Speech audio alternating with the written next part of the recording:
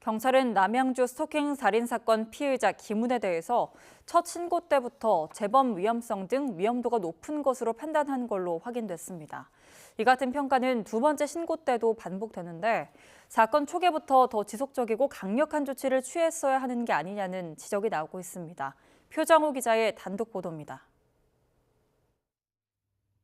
남양주 스토킹 살인 사건의 피해자는 가정폭력과 스토킹 등으로 모두 6차례 경찰에 기문을 신고했습니다.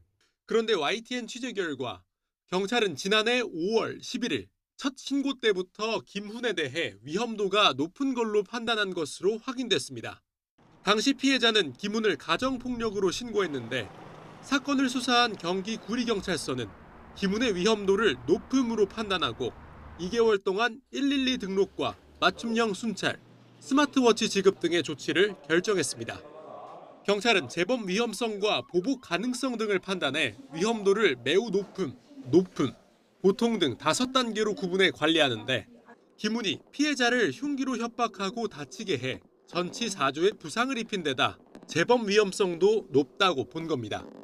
이후 지난 1월 22일 김 씨와 관계를 끝내고 싶다며 안전조치를 해달라는 피해자의 요청을 받은 남양주 남부경찰서도 위험도를 높음으로 판단하고 역시 2개월 동안 같은 조치를 취했습니다.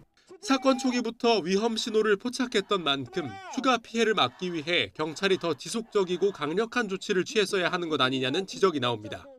초기부터 반복적으로 확인된 위험 신호가 실제 보호 조치로 이어지지 못한 것에 문제가 있습니다. 가해자에 대한 실질적인 통제나 분리 조치를 연결되지 못했다는 점에서 대응 체계의 구조적 한계를 드러낸 사건으로.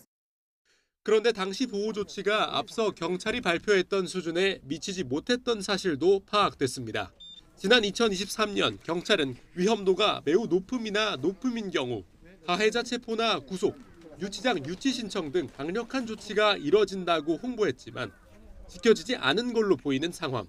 감찰에 나선 경찰청은 이 같은 사건 처리 과정 전반을 들여다보고 있습니다. 경찰 관계자는 스치기만 해도 다 확인할 거라며 사안을 꼼꼼하게 살피겠다고 강조했습니다. 사건 초기부터 재범 위험성을 포착하고도 피해가 커지는 걸 막을 기회를 놓친 건 아닌지 경찰의 부실 대응 논란이 계속되고 있습니다. YTN 표정우입니다.